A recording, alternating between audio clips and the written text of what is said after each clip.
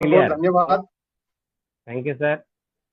और आपकी जब होस्टिंग रहती है तो मुझे काफी सांत्वना रहती है कि आप मतलब इतने जीनियसली उसको परफॉर्म करते हैं कि वो बहुत अच्छा रहता है।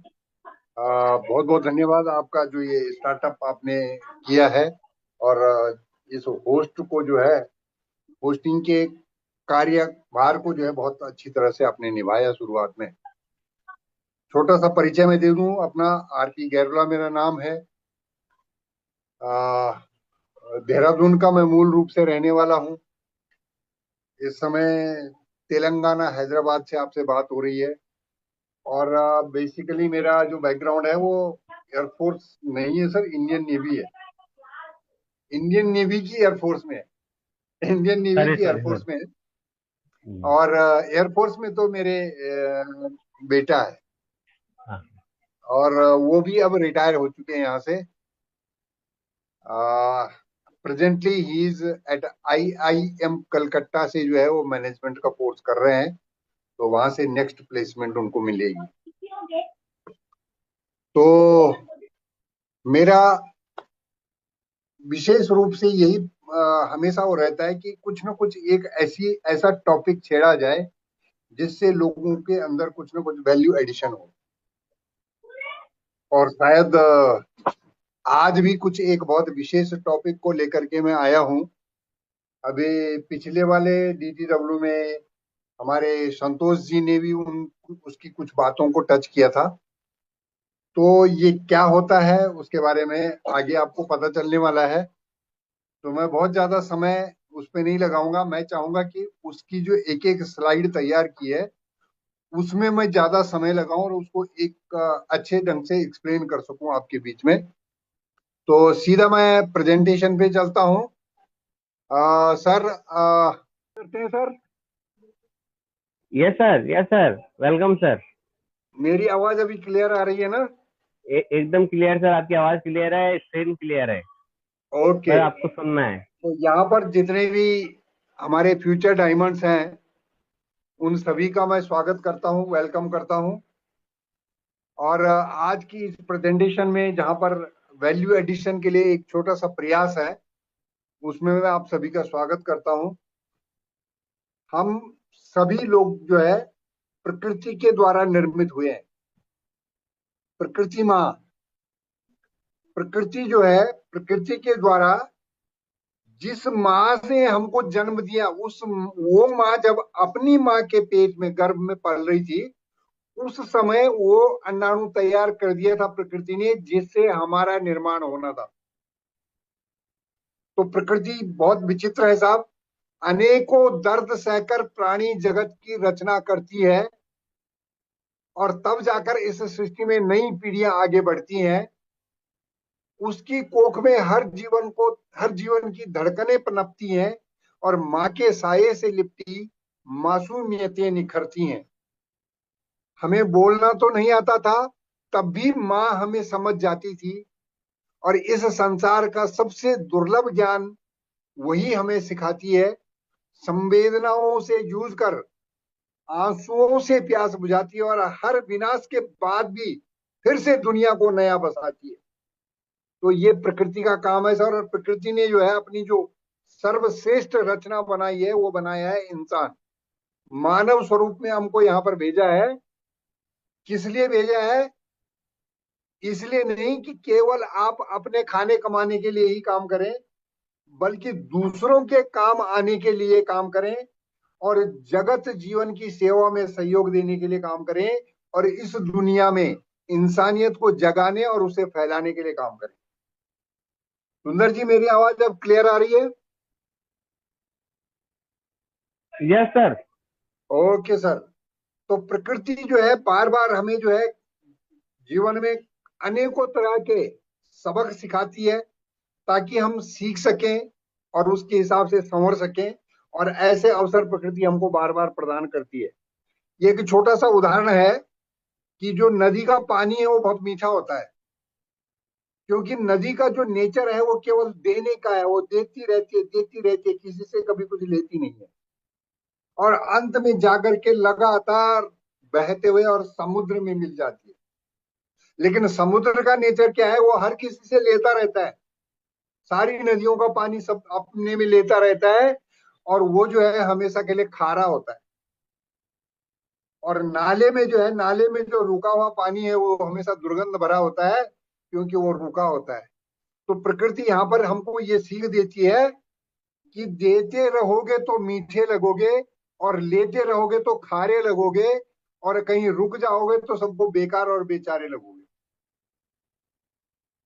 तो इस प्रकृति के रूप में, इस प्रकृति की तरह दाता बने रहने का जो सर्वश्रेष्ठ उदाहरण आपके सामने इस समय है डायरेक्ट सेलिंग इंडस्ट्री के रूप में, वो है साहब आपका आरसीएम अभियान, जिसका मुख्य मकसद है आपके ही अंतःकरण से आपको सबसे अनमोल, बेशकीमती, मूल्यवान खजाने को उभार कर उसे आपके जीवन श्रृंगार और मानवीय मूल्यों के प्रमुख आधार में परिवर्तित कर देना।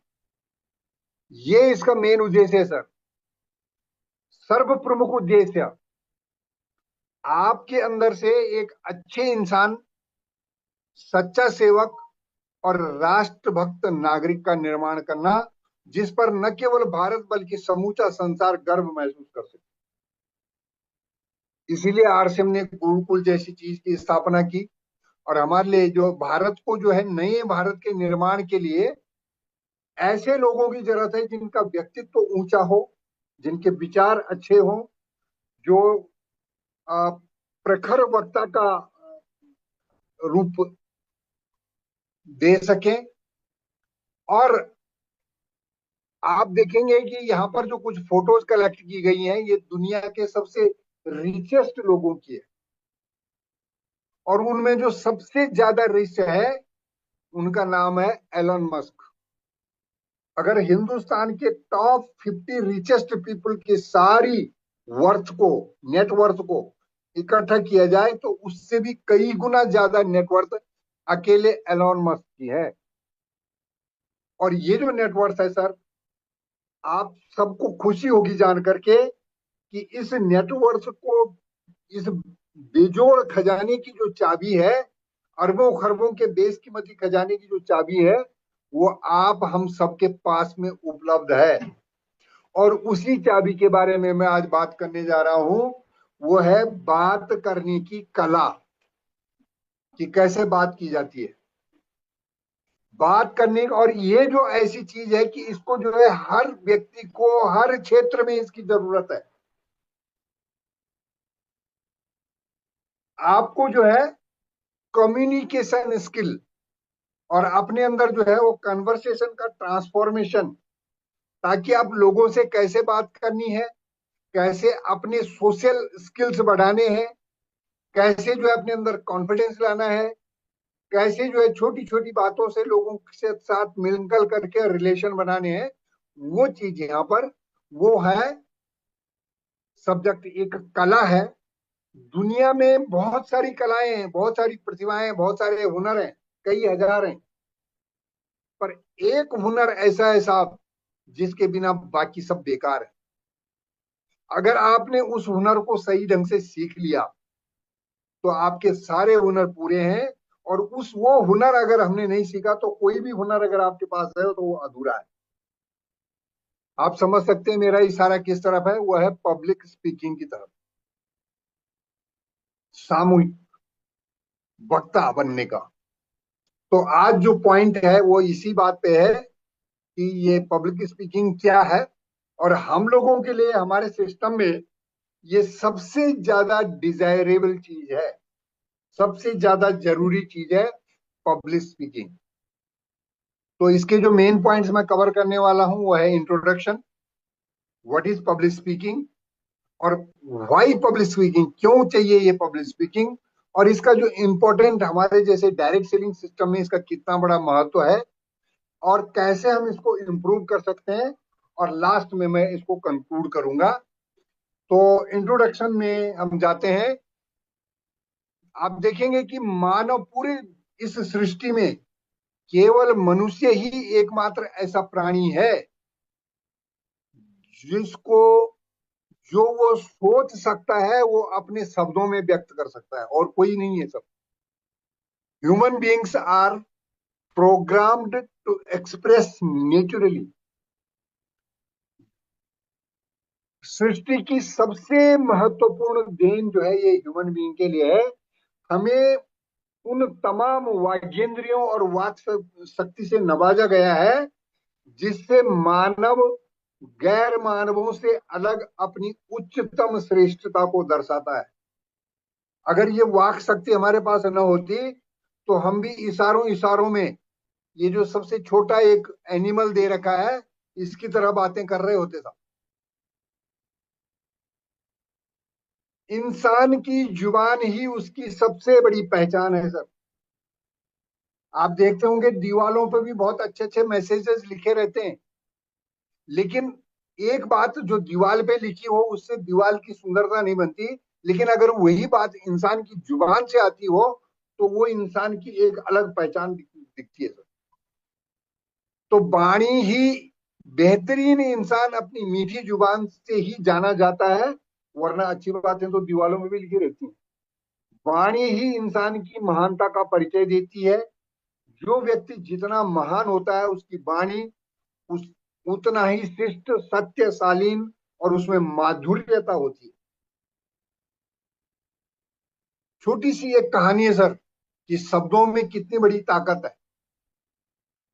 छोटी सी कहानी है एक कि एक राज्य में जो है एक बहुत राजा थे, और राजा को अक्सर जो है सपने आया करते थे। तो राजा का जो मंत्रिमंडल था सुबह को जब दरबार में आते थे तो अपने सपने के बारे में डिस्कशन करते थे, और उसका क्या निर्णय है क्या मतलब है उसको जो है डिस्कस किया जाता था। एक दिन राजा को बड़ा अचानक एक अलग तरह का सपना आया कि राजा के जो है सारे के सारे दांत निकल चुके थे, केवल एक दांत जो सबसे बड़ा दांत फ्रंट पे रहता है वो दांत बच गया। अब राजा ने अपने मंत्रिमंडल से पूछा कि भाई जो विद्वान लोग उन्होंने वहां पे बिठा रखे थे कि बताइए इसका क्या मतलब है इस सपने का। तो बहुत ज्यादा डिस्कस करने के बाद भी किसी निर्णय तक नहीं पहुंच पाए, तो उन्होंने पास पड़ोस के राज्य से जो बहुत विद्वान था बहुत वृद्ध व्यक्ति उनको बुलाया और उनसे इस सपने का मतलब पूछा। तो वृद्ध व्यक्ति ने कहा कि महाराज इस सपने का जो मतलब है वो ये है कि आपके परिवार के सारे लोग समाप्त होने वाले हैं और केवल आप अकेले हैं जो उस परिवार में से बचेंगे, बाकी सब मृत्यु को प्राप्त करने वाले हैं। राजा को उनकी बात पे बड़ा गुस्सा आया और उन्होंने सिपाहियों को बुलाया और उसको जेल में बंद करवा दिया, और उसके साथ साथ अपने राज्य में ऐलान कर दिया कि भाई ये जो सपना है इस सपने को अगर कोई सही सही उसका सही मीनिंग बता दे तो उसको वो मन इच्छा का वरदान दिया जाएगा, मन इच्छा का इनाम दिया जाएगा। तो एक जवान सा लड़का अगले दिन सभा में आया कि मैं इस सपने का मतलब बताऊंगा। और उसने बताया कि महाराज ये जो सपना है इसका मतलब ये है, और हम लोग सारे के सारे हमारे राज्य के सब लोग बड़े सौभाग्यशाली हैं कि हमको बहुत लंबे समय तक आप जैसे महान राजा मिलने वाले हैं। बाकी परिवार के या अन्य लोग रहे ना रहे लेकिन आपको बहुत लंबी आयु प्राप्त होने वाली है, इस सपने का ये मतलब है। राजा ने बड़ा खुश होकर के उसको इनाम दिया, और वो इनाम लेकर के जब जा रहा था तो उसी जेल के दरवाजे के सामने से गुजर रहा था जहां वो वृद्ध आदमी जेल में बंद था। उसने उसने पूछा कि भाई तुमने ऐसा क्या बताया कि आपको इतना सारा इनाम मिला और मुझे जेल। तो उसने बोला साहब बात तो वही थी, बात मैंने वही बताई थी, केवल थोड़ा शब्दों का परिवर्तन था। जिसने जो है आपके शब्दों ने आपको जेल पहुंचा दिया और मैंने जो शब्द यूज किए उस उन्होंने मुझे इनाम दिला दिया।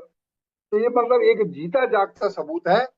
आपके द्वारा जो बोले गए शब्द हैं उनमें वो जादूगरी होती है सर, कि जुबान में वो ताकत होती है जिसकी वजह से इंसान या तो दिल में उतर जाते हैं या फिर दिल से उतर जाते हैं। हमारे जो वर्ड्स हैं, words trigger our emotions and words program our brain. हमारा जो ब्रेन है वो शब्दों से ही प्रोग्राम होता है और उसी से हमारे इमोशंस एक्टिवेट होते हैं। तो ये थोड़ा सा उसका इंट्रोडक्शन था कि क्या होता है ये पब्लिक स्पीकिंग। ये बहुत बड़ी चीज है। व्हाट इज पब्लिक स्पीकिंग, इसको थोड़ा सा डिफाइन करने का कोशिश किया गया है। हिंदी में भी है और अंग्रेजी में भी है। Public speaking is the process और act of performing speech to a live audience. It is commonly understood as formal face to face conversation of a single person to a group of listeners. It's a form of communication that can be used to allure, amuse, aware, educate, entertain, evaluate, inform, influence, persuade और motivate. इसको थोड़ा सा हिंदी में अगर हम समझें, ये जो सार्वजनिक भाषण है, इसका मतलब क्या होता है कि किसी जीवित श्रोता समूह, लाइव ऑडियंस के समक्ष वार्ता या मौखिक प्रस्तुति की वह प्रक्रिया है जिसमें वक्ता अपने विचारों, संदेश या जानकारी को स्पष्ट, आकर्षक और प्रभावशाली तरीके से प्रस्तुत करता है। और यह सामान्य बातचीत से अधिक औपचारिक होता है एवं इसका जो उद्देश्य होता है वो होता है श्रोताओं को उत्साहित करना, प्रभावित करना, प्रेरित करना, उनको मूल्यांकित करना, मनोरंजित करना, शिक्षित करना, अथवा उनको रिझाना, लुभाना, मोहित इत्यादि करना भी हो सकता है। तो ये पब्लिक स्पीकिंग का एक डेफिनेशन है। और इसका जो एबीसीडी है, A for audience, B for building, कि आप अपनी बात को किस तरह से प्रेजेंट करते हैं, किस तरह से बनाते हैं, and C is for communication, किस तरह से आप श्रोता आधारित संवाद। ये जो है ये एबीसी है पब्लिक स्पीकिंग की। और ये ट्रेंगल है सर, इस ट्रेंगल के अंदर भी ट्रेंगल है और इन ट्रेंगलों के माध्यम से पब्लिक स्पीकिंग के सारे विज्ञान को समझा जा सकता है। पब्लिक स्पीकिंग का क्या अंग है, क्या रंग है, क्या ढंग है, क्या रूप है, ये ट्रेंगल्स के माध्यम से मैंने इसको एक डायग्राम के जरिए समझाने का प्रयास किया है कि इसके तीन अंग हैं। एक तो स्पीकर होता है, स्पीच होती है और ऑडियंस होती है। और इसके तीन रंग है, या तो ये पॉलिटिकल हो सकता है, फॉर्मल हो सकता है या फॉरेंसिक हो सकता है। इसके तीन रूप है, या तो ये इंफॉर्मेटिव होगा, या परसुएसिव होगा, या फिर इंटरटेनिंग होगा। और इसकी जो तरीका है कि कैसे इसको देना है, इसमें आता है मैटर, क्या है मैटर, किस मैनर से उसको प्रेजेंट करना है, और उसका जो मेथड है। तो ये एबीसी ट्रेंगल है। और देखते हैं कि ये क्या है आखिर ये पब्लिक स्पीकिंग।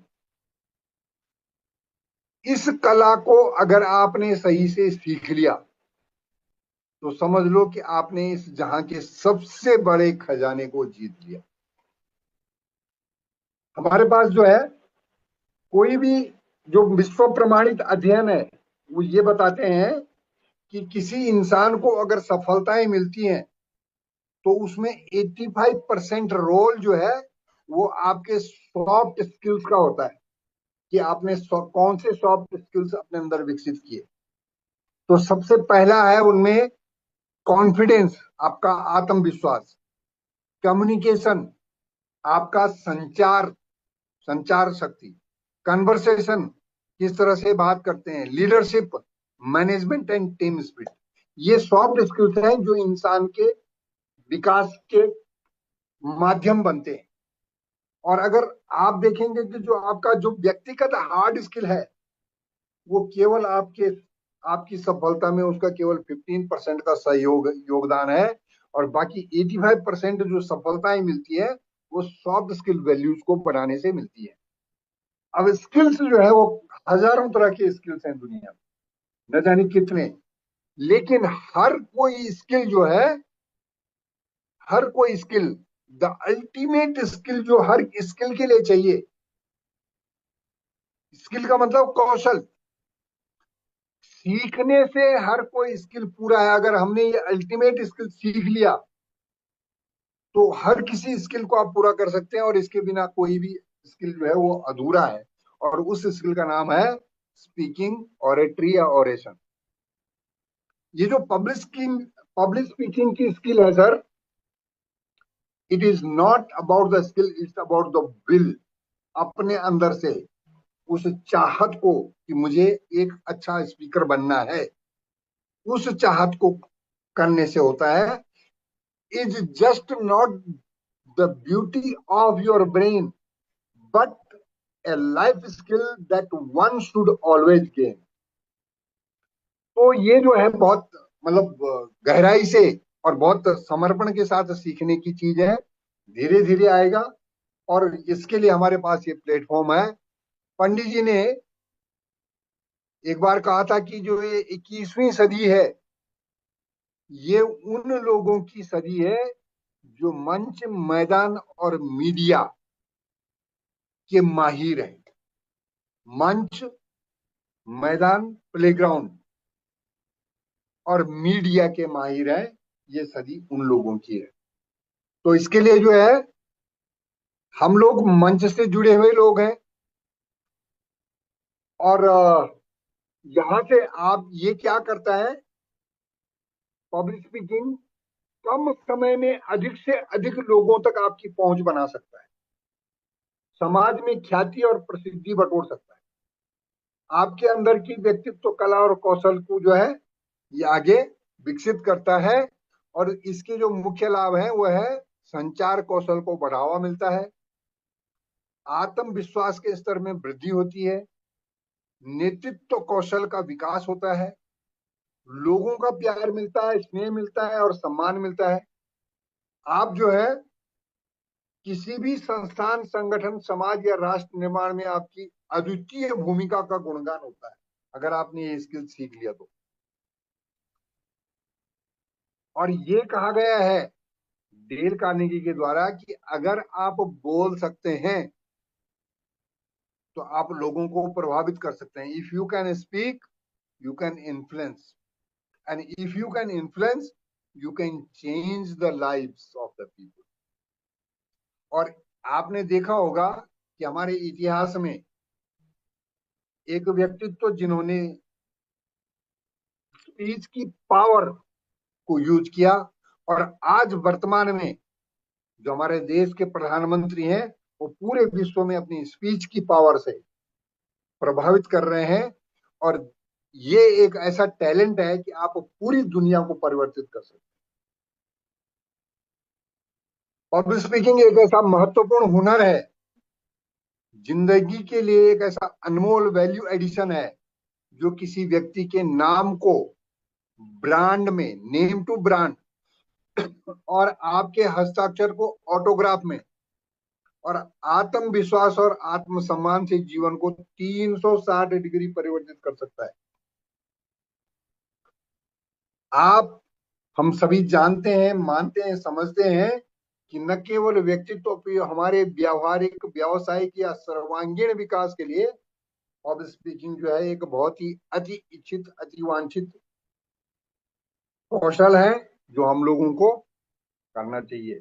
इससे जो है आपका संवाद, संचार, स्वभाव, सम्मान, आत्मविश्वास, आत्मनिखार, आत्म सुधार, आत्मज्ञान, ये सारी चीजों का विकास होता है। और अब पुराने समय में क्या होता था कि बीते समय में सभी युगों की तुलना में जो हमारी पिछली पीढ़ियां थी, सभी पीढ़ियों की तुलना में आज जिस प्रकार से मीडिया, मोबाइल और डिजिटल एडवांसमेंट्स हैं, तो ऐसी जगहों पे पब्लिक स्पीकिंग की और भी ज्यादा आवश्यकता है। आवश्यकता भी है और हमारे पास बेहतर अवसर भी है उसको समझने के, जानने के, सीखने के। तो ये तो था थोड़ा सा कि व्हाई पब्लिक स्पीकिंग। और अब हम इसको थोड़ा सा देखेंगे डायरेक्ट सेलिंग के साथ, देख करके कि डायरेक्ट सेलिंग में किस तरह से महत्वपूर्ण है। हमारे जो बड़े बड़े केंद्रीय मंत्री हैं, विभिन्न मंचों से वो अक्सर कहते हैं कि डायरेक्ट सेलिंग जो है इस समय की सबसे बड़ी अपॉर्चुनिटी है। और दिव्य गुरु सतीश पंडित जी की एक कैसेट में आपने सुना भी होगा कि ये डायरेक्ट सेलिंग इंडस्ट्री क्या कर सकती है कि हमारी सरकारों का जो सालाना बजट होता है, उत्तराखंड मान लेते हैं, उत्तराखंड सरकार का जो सालाना बजट है, डायरेक्ट सेलिंग उद्योग के माध्यम से उससे कई गुना अधिक बजट लोगों को इस डायरेक्ट सेलिंग इंडस्ट्री से बंटवाया जा सकता है, अगर उनको सही ढंग से इसमें एजुकेट किया जाए, शिक्षित किया जाए। तो हमारी डायरेक्ट सेलिंग इंडस्ट्री का जो हार्ट है, क्योंकि यहाँ पर आपको जो है सोशल कॉमर्सिंग करनी होती है, सोशल मार्केटिंग करनी होती है, डायरेक्ट सेल्स करनी होती है, नेटवर्क मार्केटिंग, सोशल, सारा का सारा जो सिस्टम है वो, it is the heart and soul of the direct selling is public speaking. किस तरह से आप बात करते हैं, मतलब इसको जो है पार करने का जो सेतु है, इसमें सफलता जिस सेतु से होकर गुजरने से वो मिल सकती है। आज जिस स्टेट में भी आप हैं और जिस डिजायर्ड स्टेट में आप जाना चाहते हैं, तो उस सेतु का नाम है पब्लिक स्पीकिंग। संदीप माहेश्वरी जी का एक कहना है कि the power to speak fearlessly can come only from the truth. निडर होकर के अगर बात करनी है तो वो तभी हो सकती है अगर आप बिल्कुल सत्य कह रहे हैं। ये संदीप माहेश्वरी का कहना है। और डायरेक्ट सेलिंग में ऐसा कुछ भी नहीं है जिसमें असत्य होता हो। बाकी बाकी जो हमारे नेता लोग बातें करते हैं वो तो बोलते कुछ है और करते कुछ है, लेकिन यहाँ पर जो भी चीजें हैं वो बिल्कुल ट्रुथ है। और इसलिए डायरेक्ट सेलिंग का इस इंडस्ट्री के साथ में, वो पब्लिक स्पीकिंग के साथ में बिल्कुल डायरेक्ट तालमेल है। और यहां से क्या होता है कि आप जो बोलते हैं अच्छे सच्चे और सकारात्मक जो बोल आप अपने मुंह से बोलते हैं, उससे जो है आपके ये कंडीशनिंग साइकिल, जो माइंडसेट है, वो लगातार निरंतर उसमें बदलाव आता है और आप अपने आप को तैयार करते हैं। आपके अंदर अगर अच्छी बात बोलेंगे तो विचार अच्छे आएंगे, विचार अच्छे आएंगे तो माइंड अच्छा विकसित होगा, माइंड अच्छा विकसित होता है ब्रेन अच्छा विकसित होगा, ब्रेन विकसित होगा तो आपकी बॉडी विकसित होगी और उससे जो है आप विकसित होंगे। तो ये हमारी जो कंडीशनिंग साइकिल है, वो सबसे पहले ये है कि आपकी स्पीच अच्छी हो जाए, आपकी जो बातें हैं वो सच्ची और अच्छी हो जाए। कुछ लेसन्स हैं जो हमारे ग्रेट गुरुओं ने हमको बताए हैं कि डायरेक्ट सेलिंग में कुछ लोगों को बिना किए भी पैसा आ जाता है और कुछ लोगों को कुछ काम करने पर पैसा आता है और कुछ लोगों को बहुत सारा काम करने पर भी पैसा नहीं आता है।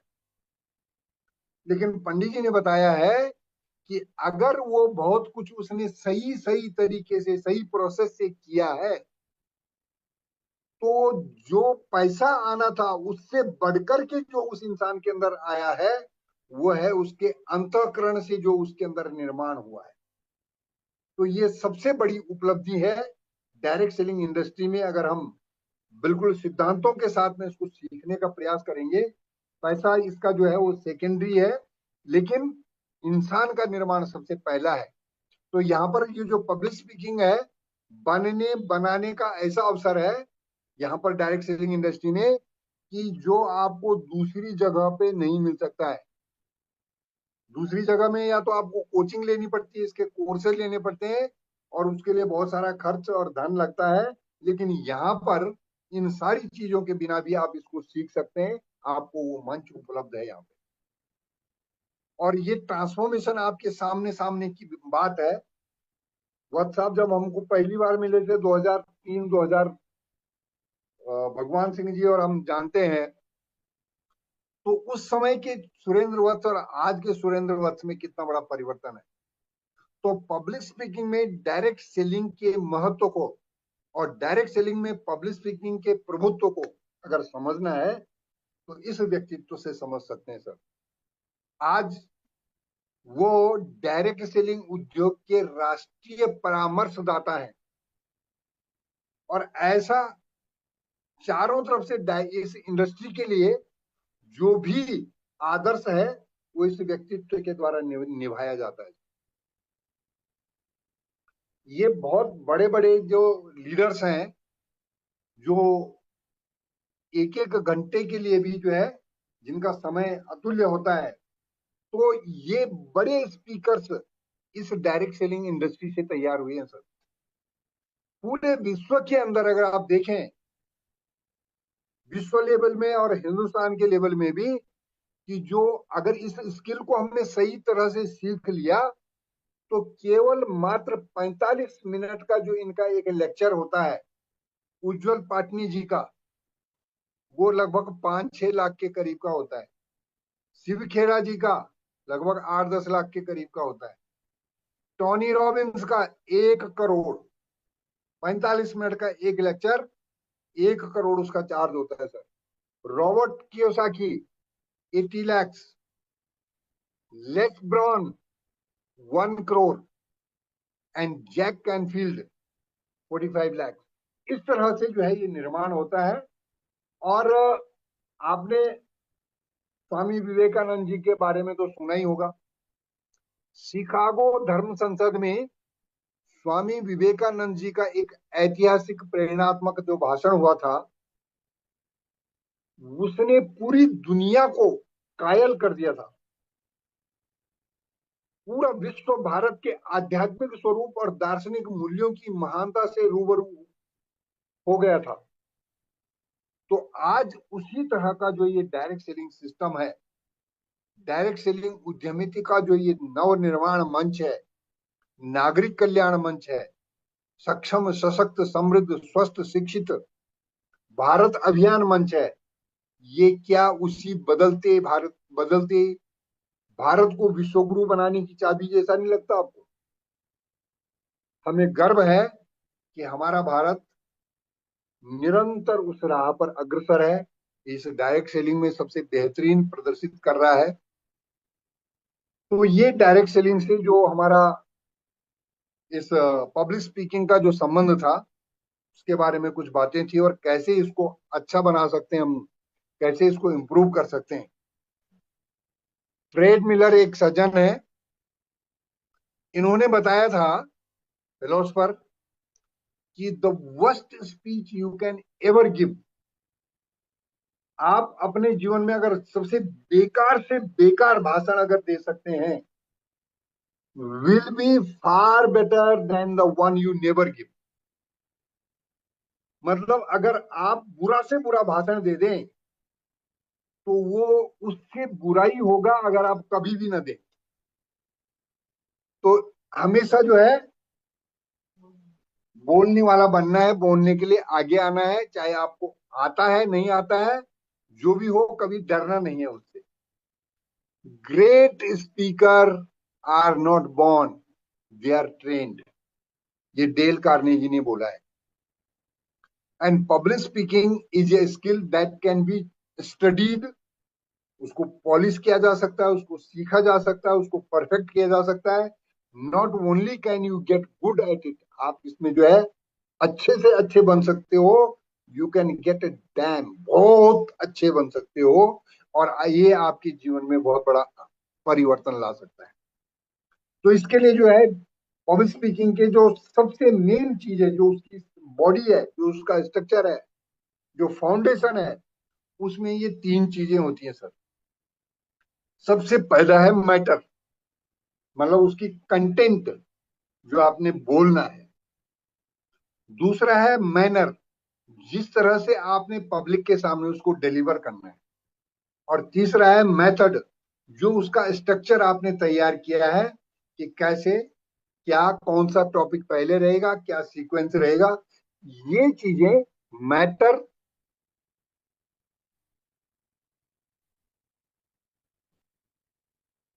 Matter, manner and method. ये मैटर जो पहला है कि कंटेंट क्या होनी चाहिए,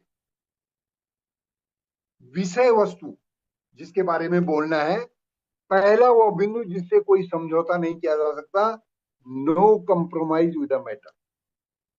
ये विषय को, जिस विषय के बारे में अपना कहना है, उसका सही से चयन, स्पष्ट संदेश और उसकी तैयारी। अगर कभी भी इस तरह का कोई आपको 5 मिनट का कोई भाषण मान लिया अगर देना है, तो उसके लिए उन्होंने कहा है कि आपको 800 शब्द जो आपने बोलना है, लगभग 800 शब्दों में जो है वो आपको अपने हाथ से लिखा हुआ, उसका अभ्यास थोड़ा सा किया हुआ वो होना चाहिए। तो तब आप 5 मिनट तक किसी के सामने बोल पाएंगे। और इसमें जो है 3 P's, ये बहुत इंपॉर्टेंट है, कि प्रिपेयर करना, प्रैक्टिस करना और परफॉर्म करना। ये मैटर है, शॉर्ट में दिया है। और दूसरा आ जाता है मैनर, कि उसको किस तरह से आपने डिलीवर करना है।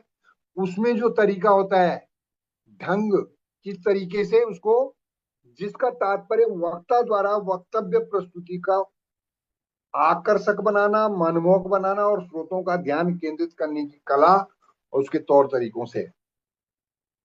इसमें जो है आपके जो वक्ता है उसका जो देह भाषा है, आपकी आंखों का आई कांटेक्ट किस तरह से है, आपके चेहरे की मुद्रा क्या है, शारीरिक अंगों का हाव भाव, भाषा शैली, आपकी आवाज की गति, उसमें कंपन, उसमें घर्षण और शब्दों का जो उच्चारण है, मंच पर आपका क्या, कैसा मूवमेंट है, मौखिक और गैर मौखिक क्या संकेत हैं आपके बॉडी से जो आ रहे हैं, आपके अंदर के आत्मविश्वास, आचरण, व्यवहार, शिष्टाचार, ये सारी बातें इसमें शामिल हो जाती हैं कि किस तरह से आप इसका डिलीवर करते हैं।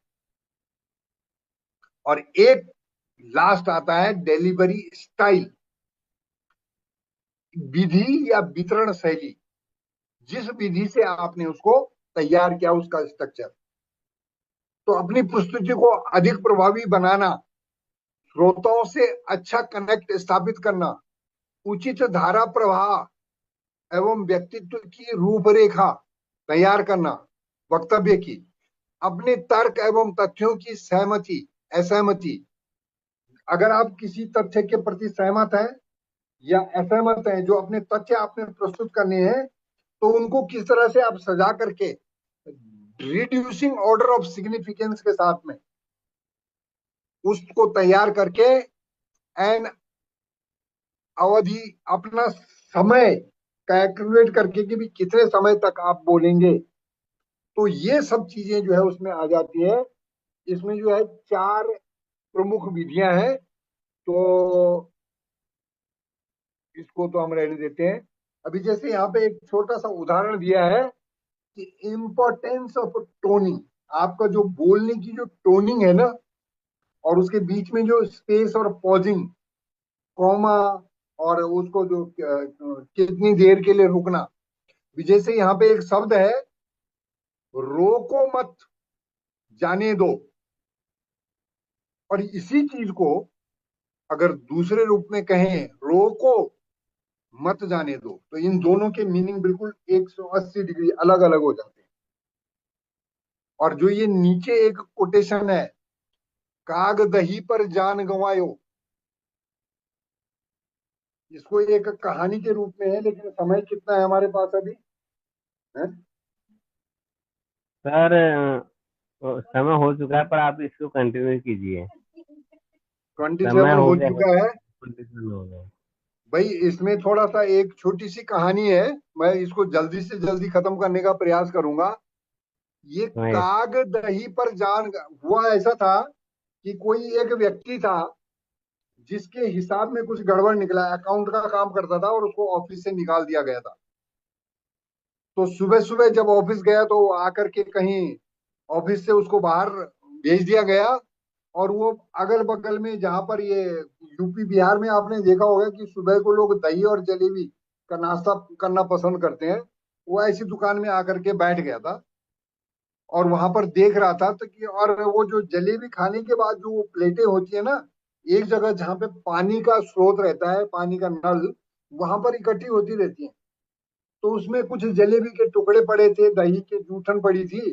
तो काग जो है, कौवा, उसको खाने के लिए आया। तो जो उस होटल का मालिक था, उसने एक कोयला उठाया और उस कौवे की तरफ मारा, और कौवा वहां पे जख्मी हो गया।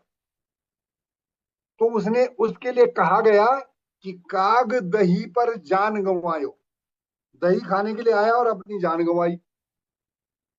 और दूसरा जो ये एक चीज है, उसने फिर अपने बारे में सोचा कि छोटी सी कुछ गड़बड़ हो गई अकाउंट में, जिसकी वजह से उसको निकाल दिया गया। तो कागद ही, कागज ही पर जान गंवायो, कागज का मतलब कागज में कुछ गड़बड़ी करने की वजह से उसकी नौकरी चली गई। और इसी तरह से एक व्यक्ति है जहां पर जब उसका मतलब पत्नी से झगड़ा हुआ, तो वही जो है उसने उसको घर से निकाल दिया। मतलब कि कागद ही पर जान गंवाए हो, जिस पर जो है उसको मरता था, उसी ने उसको घर से बेघर कर दिया। तो ये मतलब एक ही चीज है, शब्द वही है, लेकिन मीनिंग तीनों के अलग अलग है। तो ऐसे मीनिंगफुल जो शब्द होते हैं, ये पब्लिक स्पीकिंग का एक बहुत बड़ा पार्ट होता है। इसकी जो स्क्रिप्ट है, इसका जो स्ट्रक्चर है, स्पीच किस तरह से तैयार होना चाहिए, इसका इंट्रोडक्शन जो है, जो हुक होता है, कैसे आप जब शुरुआत करते हैं तो किसी व्यक्ति के अटेंशन को किस तरह से, ऑडियंस को जो है आप अपनी तरफ खींच सकते हैं, उसका जो पार्ट है वो है फर्स्ट 7 सेकेंड। प्रथम 7 सेकेंड में आपने जो बोल दिया, वो ऑडियंस के अटेंशन को आपकी तरफ करेगा।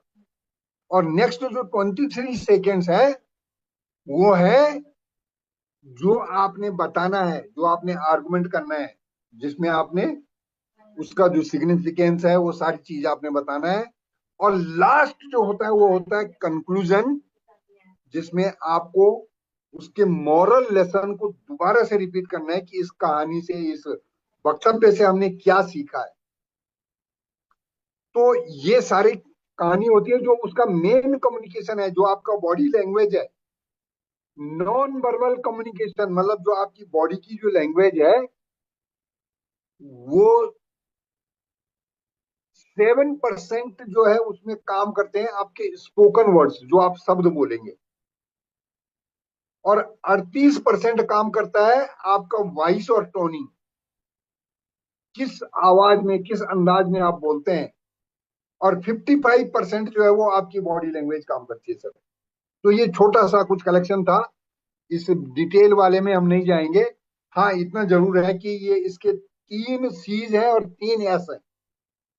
3 सीज कि मतलब आपका कैरेक्टर अच्छा हो, कॉम्पिटेंट हो, और आपके पास कंटेंट अच्छा हो। और इन तीन का जहां पे इंटरसेक्शन बनता है, या दो दो का जो इंटरसेक्शन बनता है, जैसे कैरेक्टर और कॉम्पिटेंसी का, तो वो हो बन जाता है स्टाइल। और कैरेक्टर, आपका चरित्र कैसा है, और आपके पास कंटेंट क्या है, वो बन जाती है स्टोरी। और आपकी कंटेंट और आपकी जो कॉम्पिटेंसी है, कितनी कॉन्फिडेंस के साथ बोलते हैं, वो हो जाती है आपकी स्ट्रेटेजी। और इन सब का जो इंटरसेक्शन पार्ट है बीच में, सबसे सेंटर, वो बन जाता है, वो बनाता है आपको सर्टिफाइड पब्लिक स्पीकर। जहां वो 6 की 6 चीजों को अगर आपने ध्यान में रख दिया, और उस तरह के जो लेजेंड थे, वो हमारे गुरुदेव सतीश पंडित जी थे, जिनमें ये सीपीएस वाली सारी की सारी वक्ता की क्वालिटीज अवेलेबल थी। और ये छोटा सा कि क्या क्या हमें याद रखने से 10-12 पॉइंट है, बहुत ज्यादा डिटेल में नहीं जाऊंगा। हाँ, इन चित्रों से हम थोड़ा सा समझना चाहेंगे कि एक ये श्रीकांत भोला जी हैं, बिल्कुल ख्याति प्राप्त स्पीकर हैं, लेकिन बचपन से इनकी आंखें नहीं हैं। ये जो हमारे साई कौस्तुभ दासगुप्ता जी हैं, ये चल नहीं सकते, ये इसी व्हील चेयर के सहारे जाते हैं, लेकिन जहां पर भी कुछ बोलते हैं, वहां पर जो है पिन ड्रॉप साइलेंस हो जाता है लोगों का। ये स्पर्श शाह है, जिनके पैदा होते ही 126 या 127, 206 बोन्स होती है सब शरीर में टोटल। और पैदा वाले, नए नए पैदा होने वाले बच्चे की तो कुछ कम होती है, कुछ बाद में डेवलप होती है। तो इनकी अधिकतर बोन्स जो है वो बचपन से ही पहले फ्रैक्चर्ड थी। तो ये इस तरह के व्हील चेयर पे ही जहाँ जाते हैं, लेकिन 10-12 साल की उम्र से ही ये इतने अच्छे स्पीकर बन गए कि लाखों की भीड़ इनकी वक्तव्य को सुनने के लिए तैयार होती है जहां पर भी इनका प्रोग्राम होता है। एक सज्जन है निक व्यूजिक। ये जन्मजात वो व्यक्तित्व है जिनके न पैर है न हाथ है, लेकिन वो एक बहुत अच्छे पब्लिशर हैं, बहुत सारे बुक्स उनके हैं। वो बहुत अच्छे मोटिवेशनल स्पीकर हैं, लाइफ कोच है। आपने अरुणिमा सिन्हा का नाम सुना होगा। ये कुछ स्पोर्ट्स लेडीज हैं जिनका वक्तव्य बहुत ही फाइन है, और वो जो है हमारे हिंदुस्तान के लिए वो प्राउड है। मतलब ये अपाहिज होने के बावजूद भी उस क्षेत्र में, किसी न किसी क्षेत्र में जो है वो इतना आगे हैं कि जो परिपूर्ण भी हैं उनको भी उन्होंने बहुत पिछाड़ दिया है। तो अगर ये कर सकते हैं तो क्या हम नहीं कर सकते? हमारे पास कोई एक्सक्यूज है? नहीं है सर। बात यह है कि केवल उसको उभारना होता है। कला कौशल जरूरी है जो छुपा है सबके अंतर मन में, और खोजो मन की आंखों से छुपा है अज्ञान के पैरहन में। आपके अंदर जो अज्ञान है उसकी ढह में जो है वो छुपा हुआ है। कोई ना कोई हुनर दिया ही है उस दाता ने अपने हर बंदे को, मगर इंसान उसे ढूंढता फिरता है और कस्तूरी बन के वन वन में। जिस तरह से कस्तूरी जो है, कस्तूरी मृग कस्तूरी को ढूंढता रहता है, इंसान इधर उधर उसकी ढूंढ में जाता है जबकि वो उसके अंदर ही छुपा है। आप देखे होंगे कि अपने वार्तालाप और वक्तव्य की कला को इतना निपुण हो जाना है कि लोगों के दिलों तक ही नहीं, उनकी आत्मा में बस जाना है। स्वामी विवेकानंद जी के विवेकशील विचारों को मुख्य आधार बनाना है, और दिव्य पंडित प्रकाश पुंज की शिक्षाओं से खुद को सिंचित करते जाना है। डायरेक्ट सेलिंग उद्यम की पावन पवित्रता से अपनी पात्रता को बढ़ाना है, और विश्व गुरु भारत को डायरेक्ट सेलिंग में सर्वश्रेष्ठ साबित करवाना है। ये हम लोगों का विचार है सर। और आप लोग इतनी देर से, मतलब असुविधा होने के बावजूद भी इतने समय तक जो है लगातार इसको सुन रहे हैं, तो you are the thanking you for listening like future diamond speaker.